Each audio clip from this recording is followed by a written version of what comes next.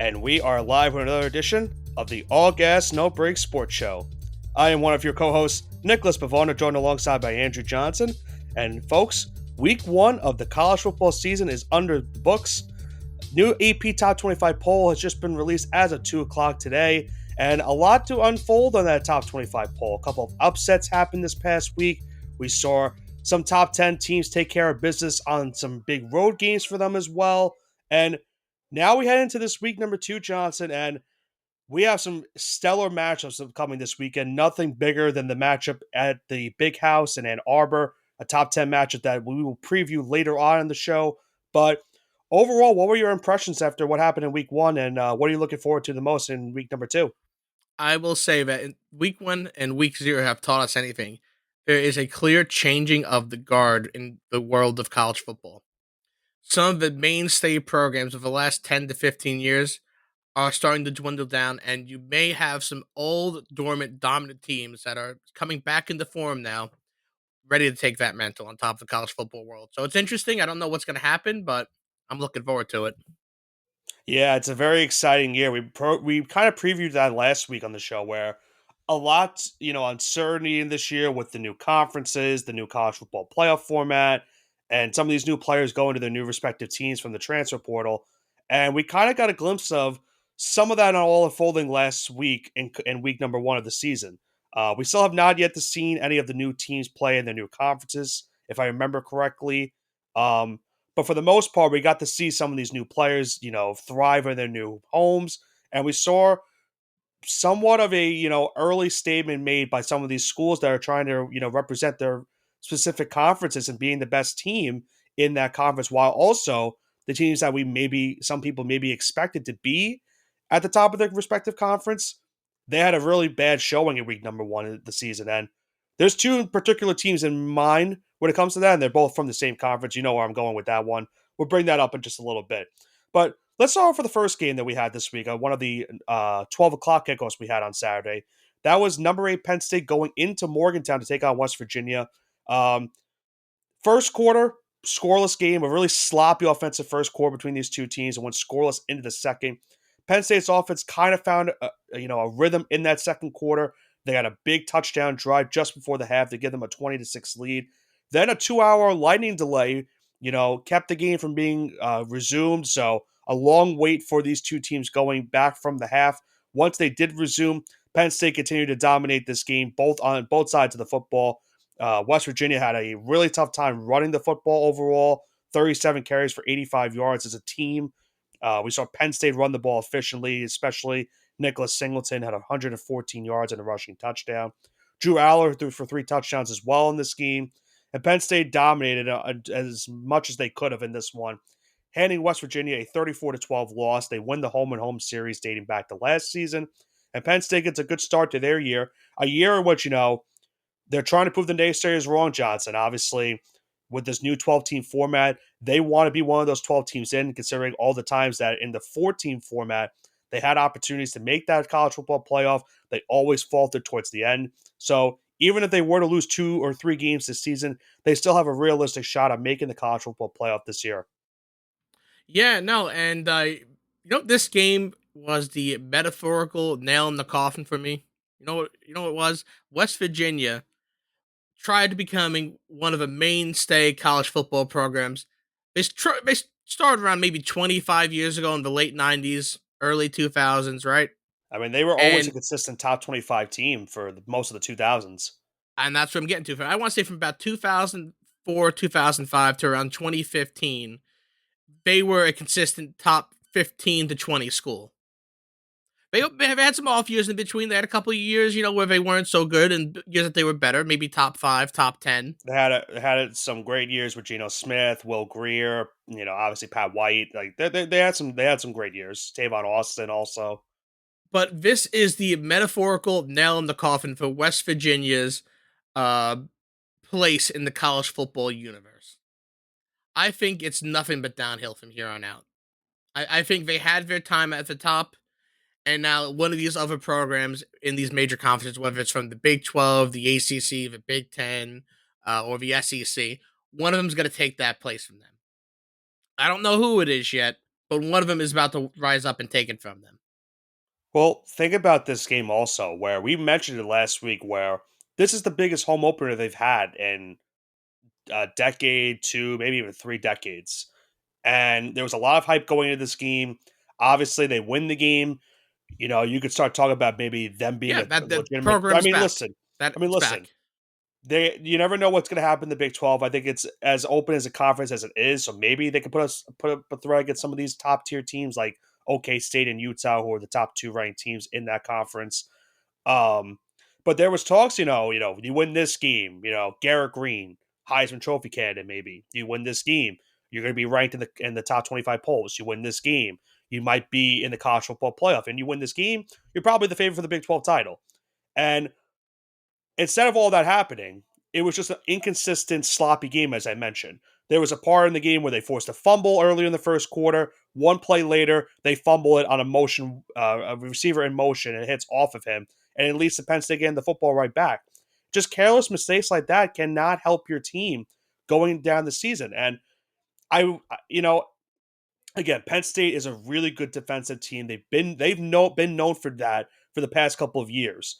Um, but the way that West Virginia struggled defensively in this game was also a problem. Drew Aller only threw 6 incompletions on the day.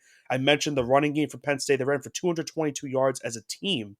So it's not good success for West Virginia. They won't have any chance in the Big 12. They just extended Neil Brown as well. So you're in for a long season. You could definitely rebound back as your season goes along, considering, as I mentioned, how maybe wide open the Big 12 could be. But if it isn't as wide open as people expect it to be, then West Virginia's going to be in store for another maybe 6 to 7 wins at best this season for them. It So is insanity to me that this is gonna sound insane, right? So, how does Neil Brown still have a job? that second How half of does the he? season last year was the I only don't reason care he about got the that second job half of the back. season because that was clearly a fluke. No, I agree. If you have 40 plus games before that where he's not good, because 40 games is not a small sample size. Those are years of football being played. Yeah, If let's say it's Robert Saleh, right? If Robert Saleh, he's been with the Jets for how many years now? A couple of years, maybe 4 years. Is this year four for him or longer is it than year three? longer than that. Is it year five?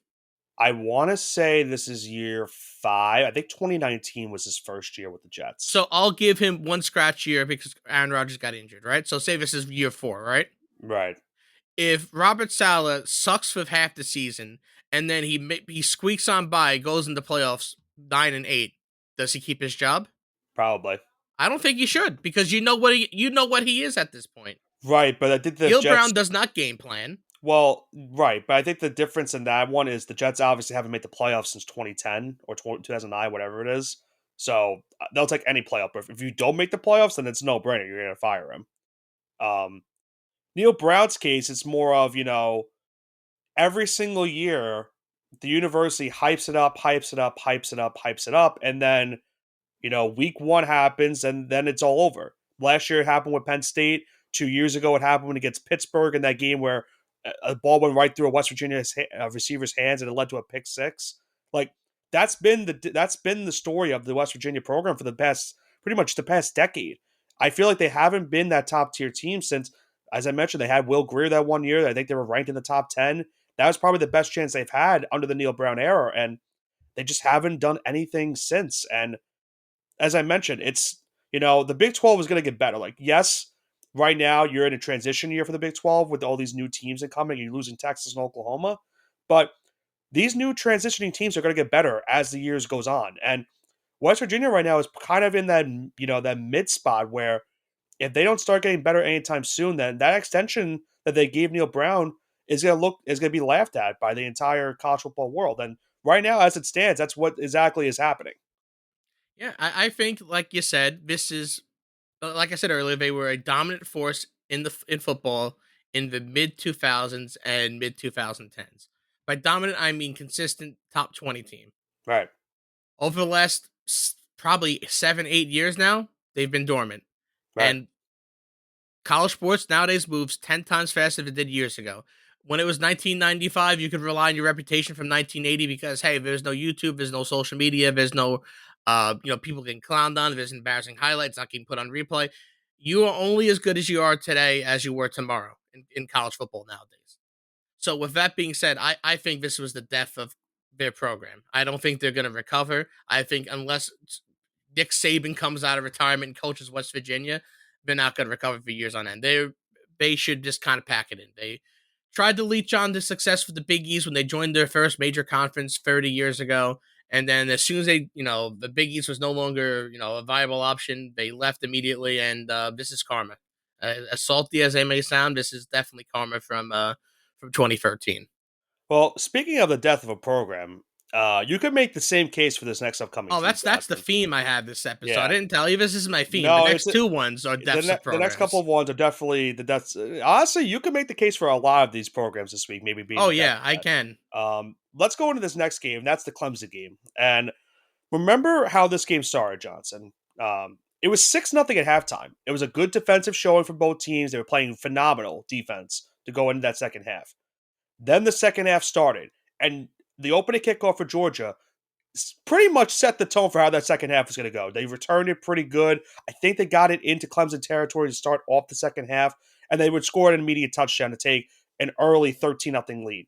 Their defense kept playing hard. Clay Klubnik had, pretty much no time in the pocket. They could not run the ball anyway. And then you saw Georgia finally getting that spark of offense. Carson Beck started to make some strong throws. Nate Frazier, the true freshman, made some great strong runs, considering that they didn't have Trevor Etienne for this scheme. And as I mentioned, I mean, there was nothing Clemson could really do offensively in this one. The last two times they played Georgia Johnson, they've scored a combined 6 points. It just goes to show you how good, not only how good this Georgia team is, but kind of how Clemson has fallen since the days of Trevor Lawrence and Deshaun Watson being there at quarterback. They just have not found that guy yet. You thought maybe it'd be Clay Klubnik. Maybe you give them, maybe you give him a pass because of how good Georgia is. But you saw some of these remnants also from last season. He kind of had a better second half of the year last season, but they were expecting a really strong outing from him this week in week number one, and it just did not come to fruition as Georgia steamrolled them 34-3 to start off the season.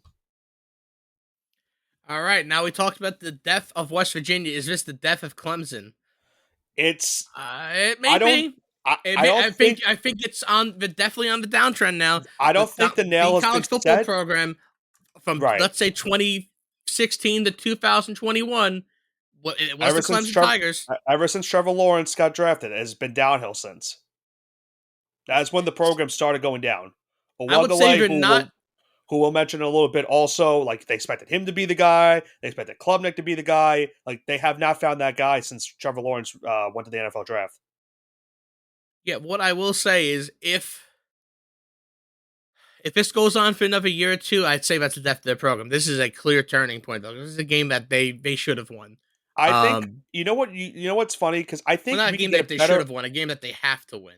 I think you could get a better understanding of Clemson maybe upcoming this week because they do have a game at home, and it's a game that they could potentially lose to in a team that's very known for pulling off upsets. We'll get into that in the mushing hour part of our show because I think that's a game that they could very much well lose if they play exactly how they played against Georgia. Now, you look at this game also. I mean, it also just shows how good Georgia is because they can lose Trevor Etienne to a suspension for a DUI in the offseason, and they just showed you how good they are still with a second or third string running back playing for this game. Their It's the defense, offensive line. I said in the game here. yeah, It's yeah. plug I and mean, play. When you have an offensive line that dominant, and you saw during this game, it doesn't matter who's running the ball. You can have a JV high school out there if they're going to get yards. right. I mean, they only allowed one sack in the game as well.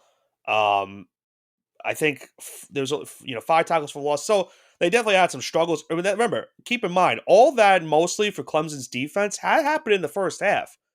And I mentioned once the second half kicked off, that's where the game really turned for Georgia, them steamrolling Clemson in this matter of fashion. And you know, I don't know how you bounce back from a game like this because the whole college football world is talking about you and another team from your conference, you used to be back and forth, a clear cut, you know, one and two, top one tier A, teams of your one A, entire conference. yeah, 1A, 1B. That's what you're talking about for the entire time, like you said. And And now here they you're are now. and now you're both at the situation where you don't have a win, and there's talks of, now the whole entire conference is wide open, which we probably wouldn't have thought of going into the season. And maybe there's a team that we'll talk about in just a few moments that maybe is the next team to step up and take that role for where Clemson and Florida State were. But I mean, Clemson cannot lay an egg this week too. If they do, then I'm not saying that the casket is closed on the death, if we want to put it in that term, of their university, but it could really come to a full fruition if they lose this upcoming weekend. And then who knows what happens in the offseason. If they have another really bad year, do you start talking about maybe getting rid of Dabo after all the success he's had there? Because let's face facts. I saw this crazy stat too about them this week. Now, and I'll end my point on this. There were four teams in college football last season, Johnson, that did not get one single player from the transfer portal. Do you know who the four teams are? Well, one of them's Clemson. Obviously, one's Clemson. Do you know who the other three are? I don't think you'll Are get it they off the high top of the major? head. No, they are both. They are all major programs, Was and they Connecticut all one of have them? a, and they all have a common theme with them. Was Connecticut one of them? No, Army, yes, Army. Navy, Yep, and Air Force. that's right. They are Yep. in a category with all the military schools of not getting a single transfer from the transfer portal last season. Well, as soon as you said it wasn't high major and it wasn't UConn, I realized, well, okay, no one's gonna transfer to Army, and that was it. Yep, that's just been the story. I mean, if you're in that same category, it's again no disrespect to the military schools. I mean, it's Well, just they're not designed you're to be transferred in and out of. right. You're expected to be one of the more prestigious programs of the last decade or two, based off of your previous success, and now you've fallen to the pre Dabo Sweeney era at Clemson. That's where they're currently at right now at this point. And like I mentioned, if they lose this week, I think that's where you officially say that that's the death of the entire football program until there's a new changing Till of the further guard. notice. So yeah, we'll have to see. I mentioned though in that rant how there could be a new team though, Johnson, that has maybe taken over, potentially being the top tier class of the ACC. That was the Miami Hurricanes. How about this show that they got this past weekend, Johnson, from Cam Ward, the Washington State transfer? I mentioned in this game in the preview that this game is going to come down to quarterback play and who would come out and show out in this game. And Cam Ward did just exactly that. 385 yards passing, 3 touchdowns, and Miami's defense also holding Florida starting quarterback Graham Mertz to just 91 yards passing with an interception. Phenomenal game from Miami from start to finish. They dominated this game overall, going into the swamp and winning this one 41-17, the final. The lone touchdown they really gave that was big and when the game was close was that Montrell Johnson 71-yard rushing touchdown that made it a touchdown game. But once Florida made it a 7-point game, that's when Miami took off. And they now start the year 1-0. You know, they look to be maybe the class of the ACC and try to be that favorite to become the ACC champion. But while we're on the common theme of, these programs now looking great these last couple of, years, near decade, you got to think Florida's probably in that category too, Johnson. Florida's definitely in that category, but there's a main difference between Florida, Clemson, and West Virginia here. At And the Florida end of the State, day, which we'll get into. yeah, well, Florida State. Uh, how can I put this? Florida State still has a richer history than both those schools. Um, when you think of Well, at least Florida State historically, and Clemson have won their national championships, at least in the last decade or yeah, whatever. but you even in the '90s, you have to think of Florida State. You Yeah, have to, yeah, Bobby Bowden and all, of course, of course. you have to think of even listen. Who's the hottest football coach in town right now? Why should It's what don't think Dion you about it talking too about? hard. Dion, Yeah, where'd Dion go? with Florida State, yeah. Yeah, so like they have that history. So like that's what they can rely on here. Clemson does not have that rich history. Florida has West that Virginia, history for sure. yeah, Florida has that history for sure. So it's very very hard, but Because this is a big think about the importance of this game also. You know, you have recruits visiting from that probably was from in-state. disrespectful. By the way, I'm sure you saw you that saw what video. was going on, right?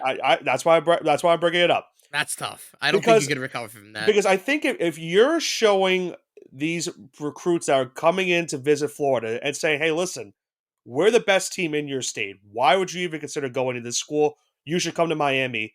And another school that has a rich history, and they're trying to get back that rich history. Because let's face facts, the last couple of decades they have been bad.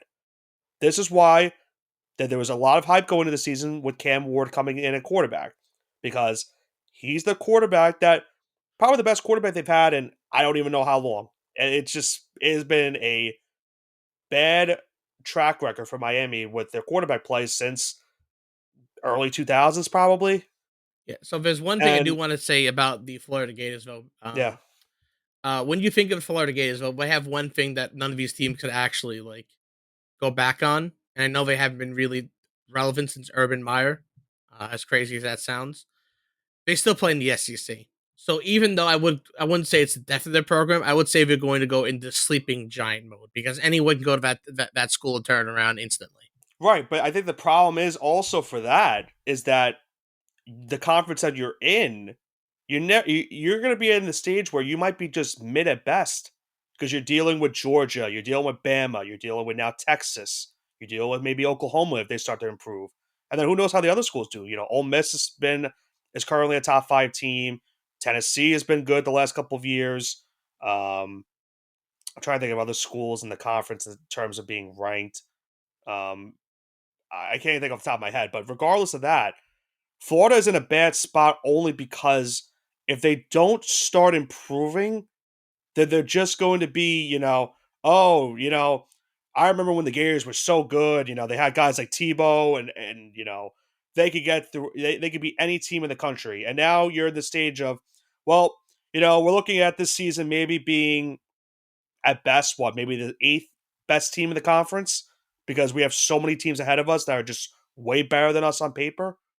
That's where Florida's entering right now. I, That's my biggest takeaway from this start to the season and what's been going on for them the last couple of years. The Dan Mullen era wasn't great, but it was definitely better than the era they have right now with Billy Napier, which is a guy that's been on the hot seat since last year, and this start to the season is definitely not going to make that seat any cooler.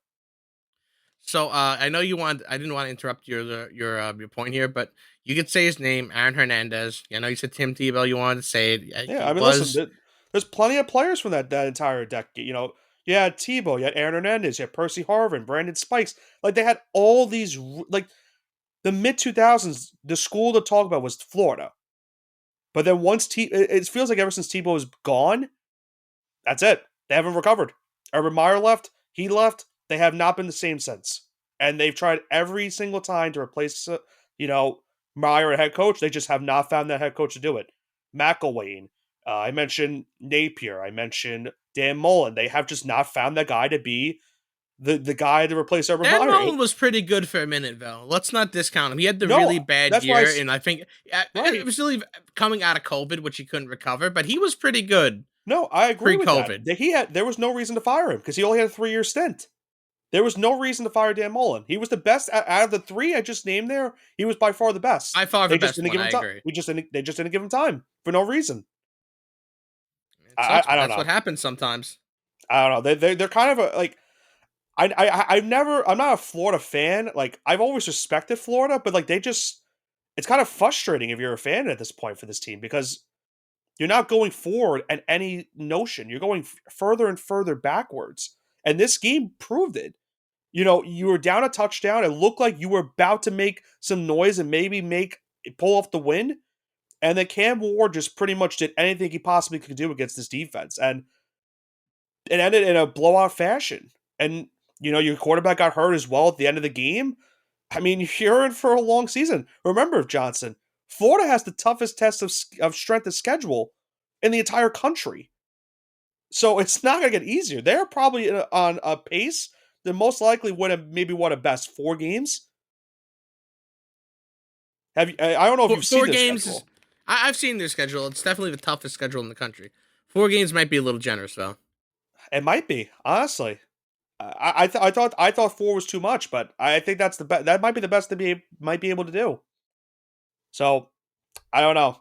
There's been a lot of ranting this week, but it's just it's not really like I'm upset about rights. It's just more of you know what has happened to these schools and where did they go wrong in these last decade? Like it doesn't make any sense. NIL, the full actual like downfall. I say it's downfall because it's great in some aspects, but the full effects of NIL aren't really going to be felt for like another 5 to 6 years. When you see some of these great schools that don't have big athletic budgets, like, oh yeah, this school was so good. What happened to them? NIL. That's gonna be the answer more often than not. Well, let's talk about our next game at least for the nightcap that we had on Saturday night, and that was Notre Dame, the seventh-ranked team in the country, going into Kyle Field to take on number 20 Texas A&M. My Another game, Aggies, dig them. Johnson, that did go very slow. It was a 6-6 game at halftime. Defenses were really, showing out. The offenses kind of struggled for the most part. Notre Dame kind of broke the game. Made the first punch of this game with that touchdown in the third quarter, that rushing touchdown from Jeremiah Love, and that's pretty much where it went downhill for A&M. It just didn't look like their offense was clicking at any sorts. Connor Wegman tried his best against his Notre Dame defense, but it's kind of another thing, Johnson, we've seen from Texas A&M, unfortunately, where their offense the last couple seasons just has not been good. It's the first game with a new head coach, and I Connor get it. Wegman did take responsibility, which I did like in that interview. Yeah, It's listen. gonna take a minute to get used to it. They should have won this game though. The No, no, atmosphere was they unreal. ha- The first half of this game looks like Texas A&M really had their defense on lock, and this if the offense came half alive, they would win this game, but that never happened. and that's the problem. I mean, listen, I get it. You new head coach. You're hoping that this as the Which, season by goes the way, along, Jimbo you should have fix never it. been fired. He got a raw deal. I think the biggest other problem also is you lost your starting center as well in this game to a torn ACL, so that's going to play a big factor into your season as the season goes along. But they're in a spot also where I mean, obviously the SEC is tough. If you want to have any hope of making some noise in the SEC, you're going to have to, and to me, probably win out. Like I don't want to say win out, but you might have to. You're playing teams like Missouri. You're playing at Florida. You're playing LSU. You have to go to Auburn. You're playing Texas to end the year. When A&M has to win out to win the college to make the playoffs, I don't think they have to win out. I think they could Uh, go. I think they do. I think they could make it on. I think you could tell me a two-loss Texas A&M team out of the SEC is not going to make the playoffs. It I think they make it. I don't know. I don't know if they would. I also don't think they're going to lose just 2 games. Oh, I they think it's probably going to be lose 5 games. yeah. They're probably going to lose 4. I Yeah, would they say. probably lose 5 games. I Like it's going to I happen. have something just tells me that they're going to struggle kind of against Florida. That might be a game that goes back and forth, and it's like whoever has the ball last is going to win. Um, I could see them being, some of these other teams like Missouri, maybe at home just because of the home atmosphere. But even the games on the road, like you're playing Mississippi State, that probably won't be easy. You're playing at South Carolina. They struggled last week, but that's probably not going to be easy either. I mean, every SEC environment, for the most part, on the road, it's never a tough place to play at, and it's never easy to win at. And that's where you got to give you props to Notre Dame because they went into the SEC environment and they came out on top with the victory. And their defense, as we mentioned a lot, that's been a mainstay for them the last couple of years and the last couple of decades, and they showed out in this game. And you look at Notre Dame's schedule. This could be their toughest game until what? Maybe either Louisville or at the end of the season against Notre USC. Dame should be undefeated the rest of the way. They should be at least undefeated. If they should at least have one loss. I think USC might be a tough game on the road, but they should definitely they should be in a good position to be undefeated. Yeah, I Um, can't imagine them not being undefeated. USC might be I a would be little bit stunned. tougher now after this week, Right. but they should be undefeated going into that game at least. And we spoke about USC. How about their game against LSU this past Sunday at Allegiant Stadium? a game that was, another back and forth game. And a lot of these games were pretty, for the most part, pretty back and forth in this one. Obviously, I mentioned last week on the show, this is the matchup where both teams had new quarterbacks because they lost their quarterbacks to the NFL draft, them being the respective 1 and 2 overall picks. Also, both former Heisman Trophy winners as well. So, big shoes to fill for both Miller Moss and Grant Nussmeier for USC and LSU, respectively. And for the most part, they both played out. They both played a pretty good game, Johnson, in this one. Miller Moss throws for 378 and a touchdown. Nussmeier throws for 304 and 2 touchdowns. We saw some incredible catches as well in this game as well. And for the most part, some good rushing attacks as well. But in the end, a common trend for LSU, Johnson, has also been them not being able to finish some of their games. And it showed in this one. We saw a big rough in the passer, I believe the play was at the end of the game, where it allowed USC to go into the red zone and they scored that touchdown to give them the 27-20 lead. But you saw it at Brian Kelly's post game. He was just frustrated with how his team has been incapable to finish games off, and he's now 0-3 as the LSU head coach in their in their season openers, which is also not a stat you want to have as a new head coach. And people are starting to say that this was kind of what happened, at during the end of his tenure at Notre Dame, where he's starting to get frustrated, the team started getting frustrated, and eventually maybe the university's going to start getting frustrated to the point where maybe they let go of him and they make a new head coaching change at the end of the year. Still a long year for the LSU. It's not the end of the world, but I don't think Brian Kelly gets canned after this I don't year. think so either. I would It be would it would it would unless he take goes like 4-7. right. He's It not would getting canned. be it would have to be a catastrophic season for LSU Yeah, no. to not for that to happen. I think he probably But get wins 9-10 games, and maybe the seat warms up a little bit for him to get fired would be absolute insanity. right, I just it's more of the fact that you know if you can't if you're not able to execute down the stretch of these games now, you're going to be in for tough games down the rest of the season because you're already playing. You're playing Ole Miss, you're playing Alabama, you're going to A&M, you're going to Florida, you're playing Oklahoma. Like you're going to have to fix these mistakes. Like you need to get them fixed by then. Once October hits, these mistakes have to be fixed for LSU. Otherwise, they're not going to stand a chance against some of these top tier SEC opponents. If they want to have an opportunity to make the college football playoff, they've got to be able to finish off some of these games and make sure that they can put themselves in a position to make the college football playoff. Otherwise, it's just going to be another year where we're saying, well, you know what? LSU, solid 8 to 9 wins, still not enough to do anything in the SEC because of how good the rest of the conference is. But on the flip side of things, for USC, this is a nice opening statement win for the Trojans. We saw Miller Moss in their bowl game last year. He showed out on that one. He showed out again in this one as well for the Trojans. And listen, their schedule is also very difficult. They're going to Michigan in a couple of weeks. They're going to be home against Penn State this season. They're facing Notre Dame, as we mentioned, at the end of the year. Also have some tough games as well. Games against Washington, maybe Nebraska. Who knows how they're going to be the rest of the season. And also Wisconsin. So won't be easy for the Trojans, but who knows, Johnson? They might be a sleeper to maybe make the college football playoff. Maybe not a sleeper, but a team that we didn't expect maybe at the beginning of the season that all things would go right for them and they would be in a position to be in that position to be in the college football playoff once the They're season in comes to an position end. to be in position right now. The St. John Right. special. Yeah. You can't ask for anything better if you're a Trojan fan. Because listen, I don't think they were obviously they were hoping for a win against LSU. But But then this you was I said this last week that this was a USC home game. It's in Southern right. California. It's 3.5 hours away from campus. It was I don't want to say it was destiny for them to win, but it wouldn't be they didn't have this in the bag per se, but we all kind of saw this coming. I think the other thing also for it is that, you look at what happened in the top 25 polls today also, which we'll recap in just a little bit. But that's also where you have to have some momentum going into week number 2. You're playing a very winnable game, so you should be 2-0 going into your bye week and then your eventual game at the big house. But they had to be feeling happy about how that first week of the season went because it looked like it looked like towards the end of the game they were pretty much in line to lose, and they ended up sneaking the one out and stealing it away from the Tigers.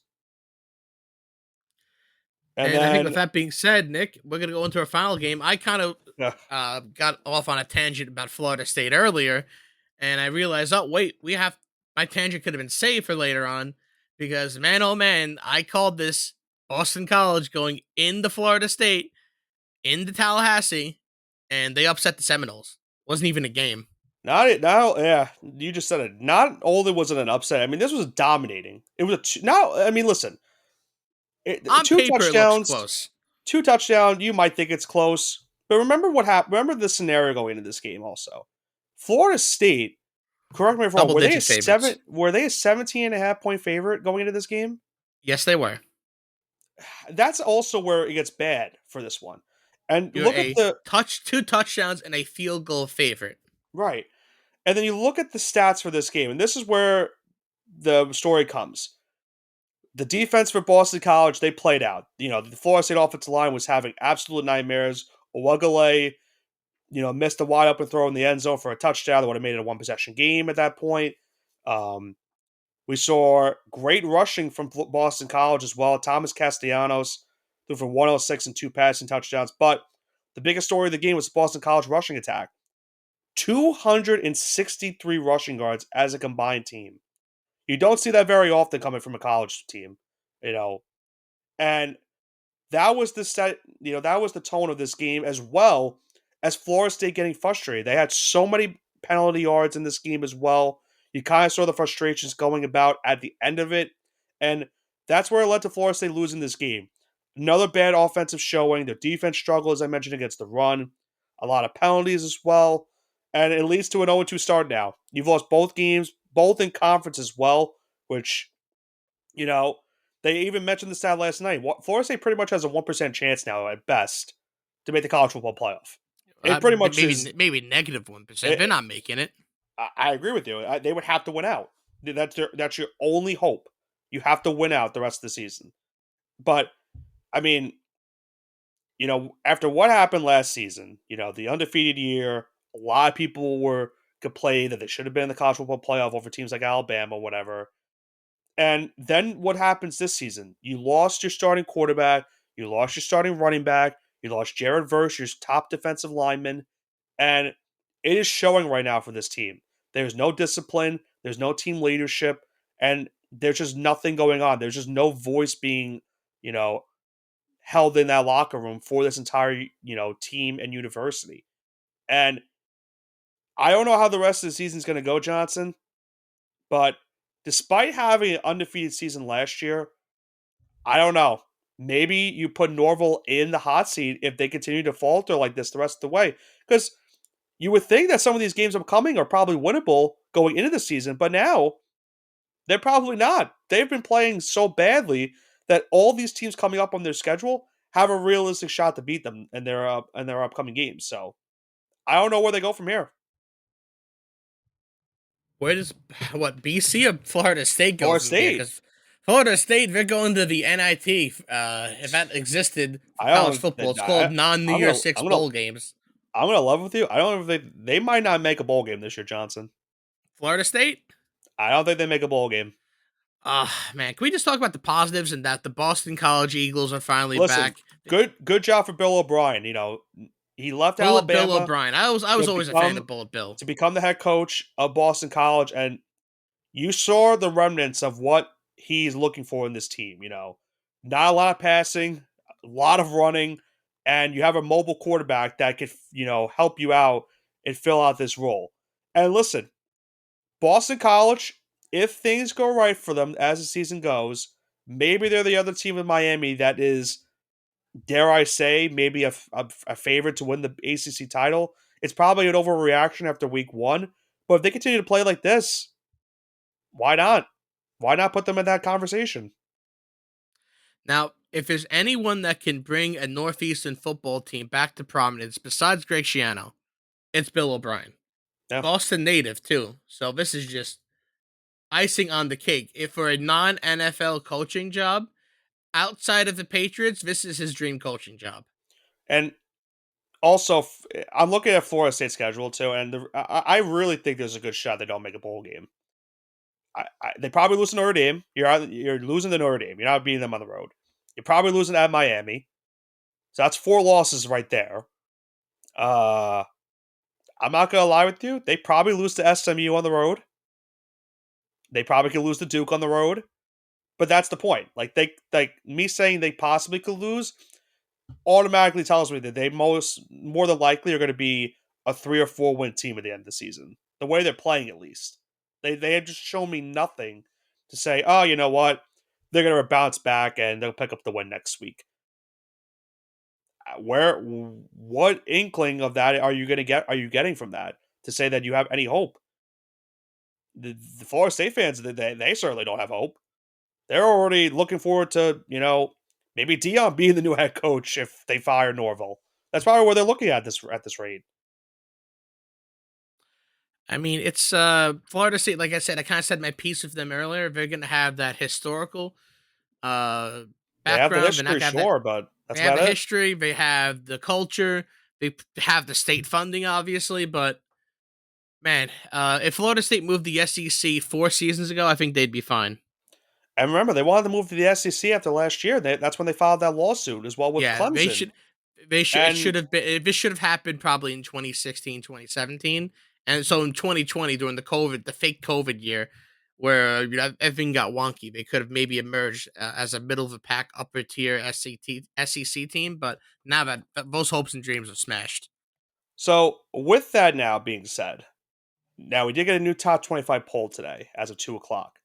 Um, I don't know if you've had a chance to get a look at it, Johnson. A couple of movement from the most part. We saw USC jump up a bunch of spots as well as Miami. We saw Oregon drop down a couple spots. LSU as well dropped a couple. And obviously Clemson, they dropped to just barely making it into the top 25, as well as Texas A&M and Florida State dropping from the rankings entirely.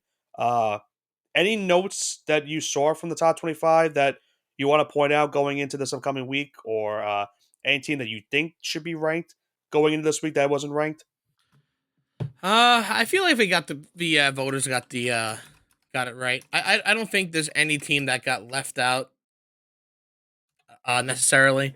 Uh, as for like the individual rankings, I'm sure I could play semantics and be like, oh well, this team shouldn't be here, or that team should be here.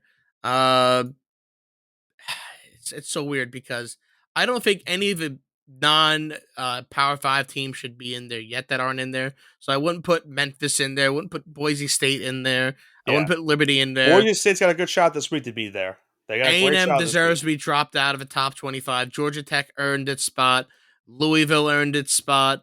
Uh, Boston College isn't there yet. If Yeah. they were the first ones to beat FSU, if they went 0-1 after this week, then I think Boston College would probably be somewhere in like the 2021 range. But unfortunately, they got exposed the week previously by Georgia Tech, and that's why not you know what I mean. Yeah. Um, Week 0. yeah, in week 0. Uh, so Georgia Tech gets that benefit, and unfortunately BC doesn't. That just sucks. But Well, remember also, BC wasn't a team that anyone was talking about going into the I season also want being to one talk of about those some of teams the that were voted. voters having West Virginia still ranked. I don't know what football game you Well, watched on two Saturday. two people voted for them. I don't know why. Yeah, no, we need to talk. I need to find those voters. Those votes are public, so I need to have a conversation with them. Just ask them what football game they watched. Yeah, Because they had 2.5 hours of, oh, the West Virginia game's on. They had a 2.5 hour window where they were watching college football and they didn't hear about this game. I doubt it. yeah. There was just nothing good that came out of that game for West Virginia, as I mentioned earlier. They're playing Albany this week. If they lose that game, then I just fired Neil Brown And right there by and the then. way, if I think one of Louisville, Georgia Tech, NC State, Clemson lose this week, and I think the winner of Nebraska, Colorado might make it in the top 25. I am glad you said that because I wholeheartedly agree. I think one of those teams is definitely going to lose this week. I might be saying that just because someone's playing one of my teams. One of So those bottom four are going to lose, and I think the winner of Nebraska, Colorado gets ranked next week. I think I agree with that. If not, then It'd you be most BC. likely will see BC, maybe even Iowa State if they beat Iowa. I Uh, mean, obviously, if Boise State beats Oregon, yeah, but it's a I no don't think brainer. that's going to Boys, yeah, happen. it's a no Yeah. brainer. So out of the most likely scenario, the winner of Nebraska, Colorado is going to be ranked. Most likely, yeah. And don't sleep on Tulane Johnson. I've said that in our post at our pre-show. They have a big game with Kansas State upcoming this week. If they beat Kansas State, they're surely going to be ranked as well. I can't say the number 17 team in the country. But with that being said, Johnson, I think that's going to lead into our second mushing hour of this year's college football season. And big slate for us this week. We're going to be covering 8 games that are happening here on the upcoming weekend. Uh, the biggest game being the top 10 matchup, which will be our final game that we cover. But a lot of ranked teams are in a bad spot where they could be upset this week and leading to maybe some new rankings, as you mentioned, coming up in week number 3 for next week. So while we dive into the first game of the mushing hour for week number 2, Absolutely, and this for time constraints, as we always do, we're going to keep this rapid fire. So we have number 23, Georgia Tech, the Yellow Jackets, going into Syracuse, into the, I'm going to call it the Carrier Dome, because it's the not the Carrier Dome to JMA me too. Wireless Dome. Yeah, It's no, not the I agree with JMA you. Wireless Dome, it's the Yeah, Carrier it's Dome. the Carrier Dome. Taking on the Orangemen. Orangemen are at home, however, they are an underdog. The line is Georgia Tech As they minus should 3, be. over under slate at 60.5. I'm going to say Cuse will cover plus 3, but Georgia Tech wins.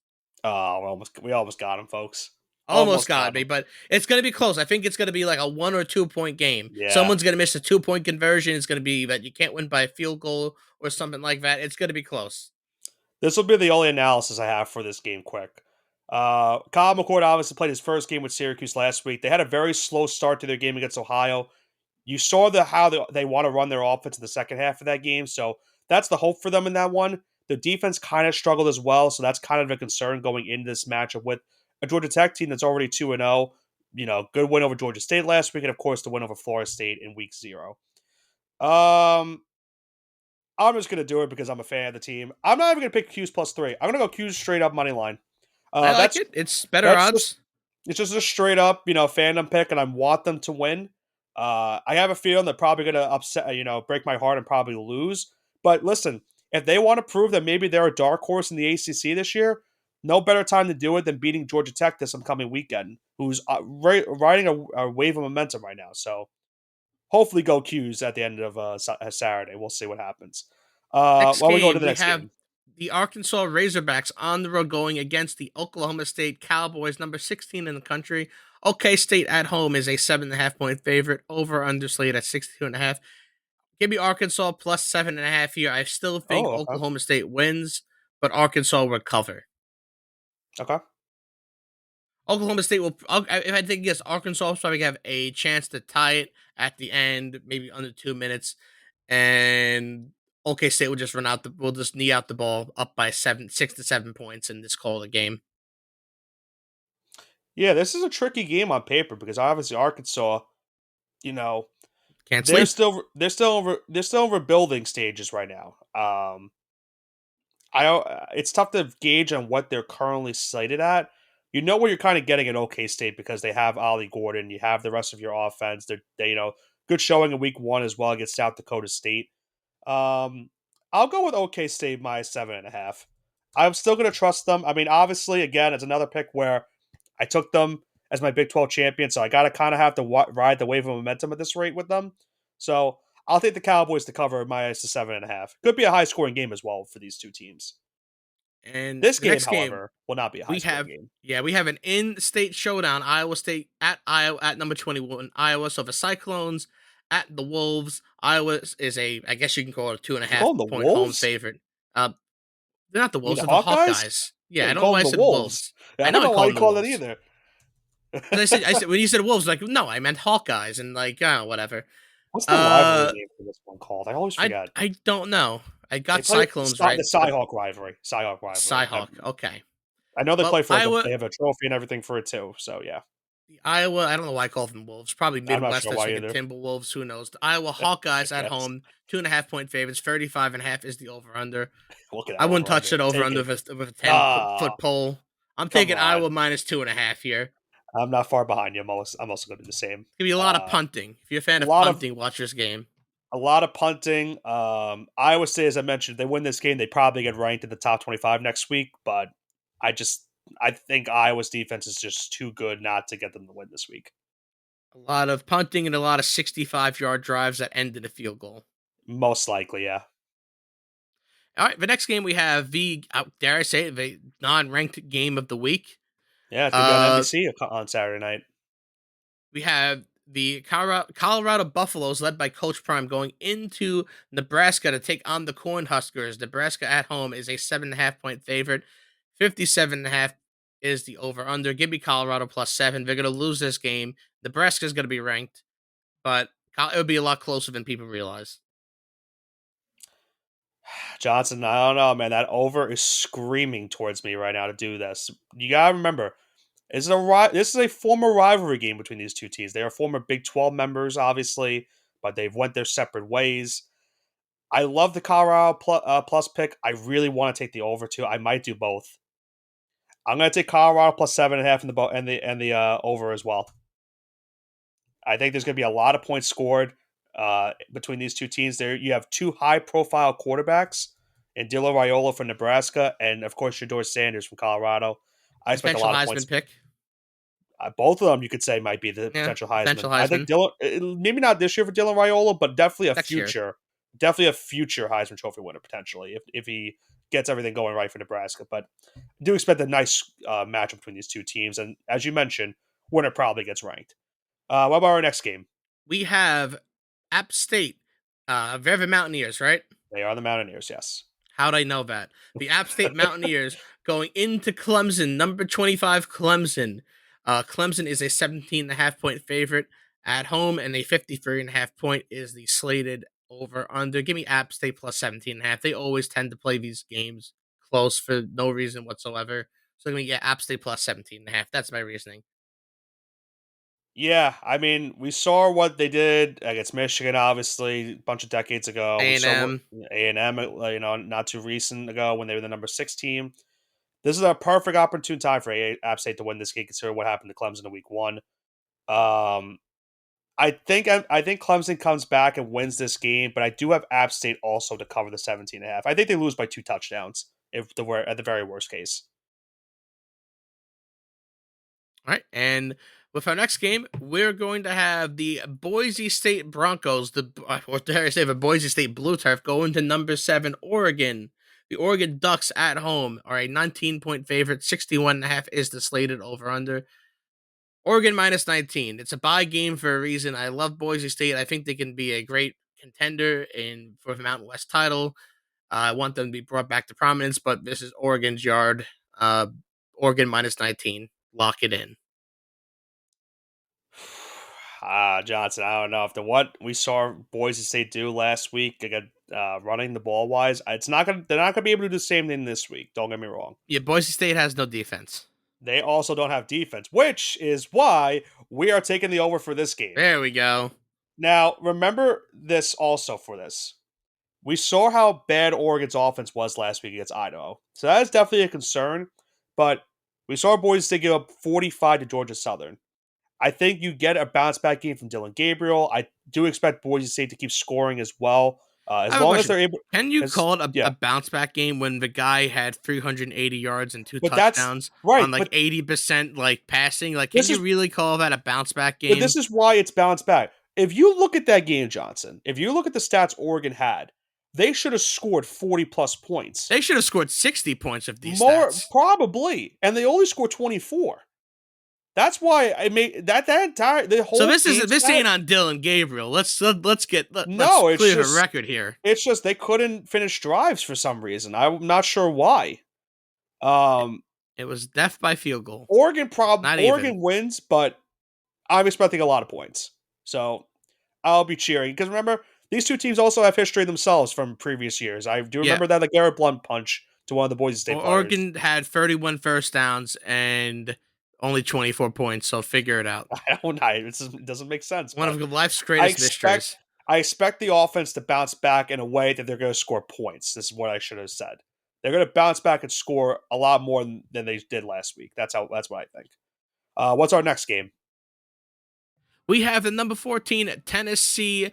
Oh boy, they are the Volunteers. Yes. And they're going into the Wolfpack, number 24 NC State. How can you forget about the Wolfpack? Can never forget about the Wolfpack. Tennessee, even though they're on the road, is a 8 point favorite. 60.5 is the slated over under. It's SEC ball. It's not that far. Tennessee fans travel well. It's not that far of a game. Give me Tennessee -8 here. They're going to win and cover on the road, which is unheard of, really, in college football. This is a good quarterback matchup too. If you think about it, you have Grayson McCall, the Coastal Carolina transfer from NC State. Nico, I will try my best to pronounce his name. Is it Aya Mavella? I don't know, folks. I don't know either. That's the best I'm going to be. That's the best I'm going to be able to do for him. Anyway, going into this game, I agree. I think Tennessee covers. It is unheard of to see a team cover the -8. We saw that with Penn State last week, but I didn't like what I saw from NC State in their first game of the season. I think they played, what was it, Western Illinois or Western Carolina they played? You can correct I me. believe It was Western Illinois. Western it, Illinois, I think. it was one of those two. I'm not sure. I have to look it up quickly, but they struggled for the most part in that game. They were in danger of potentially losing. So that kind of gives me a cause for concern when you're playing a tough matchup like Tennessee. I do think they'll struggle a little bit. I think the Volunteers defense shows out, and I have them winning by -8. I think they win this game by 2 touchdowns personally. I think Nico came from Nevada now that I think about it. I think he went to Nevada last season. I think that's where he came from. Yeah, I don't know.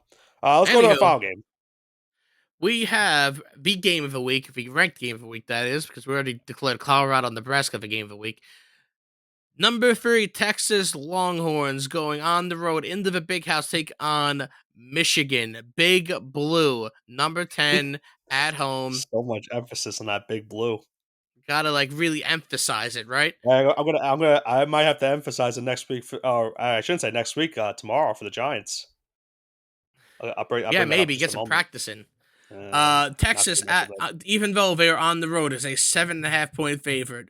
How Over crazy is under that? slated at 43.5 points. That is nuts. The Yeah, I've defending never seen national that before champion is a touchdown underdog at at home. home. Nuts. I've It's never seen that before it's in my life. unheard of. With that being said, Michigan's going to cover plus 7.5. They probably lose this game.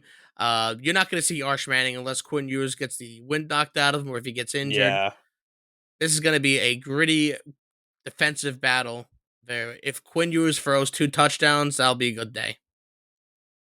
Johnson. I have been back and forth on this game. Here's my thought. Texas is going to win. That's how I feel. I think Texas is going to win this Agreed. game. I didn't listen. You saw me this past Saturday with Michigan. I was sweating that game against Fresno State, and they almost lost. And not for a pick six at the end, they could have been in danger of losing that game. Their offense is a big concern right now because new quarterback didn't really. They went with 2 quarterbacks in that game, didn't really work out. They couldn't run the ball either for the most part, which is also kind of concerning. And you're facing Texas, who is probably going to put up, is going to have a good defensive showing.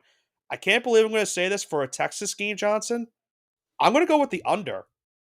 I think we have a very low scoring game between these two teams, and I think your cover is probably going to hit. I expect Texas to win by a final of 23-17. That's where I think that game ends. Ooh, okay. If I would be ballsy and say, you know what, I'm going to make that pick as my pick as going 23-17 Exact final. score? I Yeah, I won't don't go think so, exact pal. score. I can't do that. So I'll go with the under in that game. We're trying to bounce back from a week 1 mishap, Johnson. I went 3-3 in week 1. You went 1-4. So some early miscues for us going into week number 2. But with 8 games on the slate for us, hopefully we can pick up our record going into week number 3. Any thoughts? I'm off to a rough start. Those are my thoughts. I know Listen, you. I There is think I had a time. bad There's start. time. I think I had a bad start to the season last year, and I obviously picked it up as the season went along. So there's definitely time to make up for it, and this could be the week to do it. So you never know. Yeah, we will. Um, We will see. yeah, well, definitely we'll see. But any final take before we wrap this one up and get ready for tomorrow? I'm sad that there's only going to be 3.5, 4 months left of college football, even though it started. Why? Why? I think we. Just I think why we. Sh- gotta I be think we so should have. down? That I that the think we should have pod. college football all the time. We should I have. mean, We should obviously. have JV teams play in the winter months. We should have JV teams play All right, from buddy. February to June, and then we should have the XFL to hold us over the rest of the way. That's what I would do. That's why you play NCAA 25 to try to hold you over until college football comes back. I don't know. I do keep mentioning tomorrow, and there's a reason for that, Johnson. Tomorrow we'll be recording our season preview of the National Football League as Week 1 is approaching. Kickoff is this upcoming Thursday with the Ravens and National Chiefs. Football League. I think I've heard of it. You think you've heard of it? I You're think I definitely going to hear. have. Listen, I looked at our records from last season. You definitely have heard of it. We both had a I pretty good definitely year have. Yes. picking for the NFL last season. We're hopefully going to have another good season upcoming this year. So we will be previewing the NFL season tomorrow, just one day before the NFL season kicks off.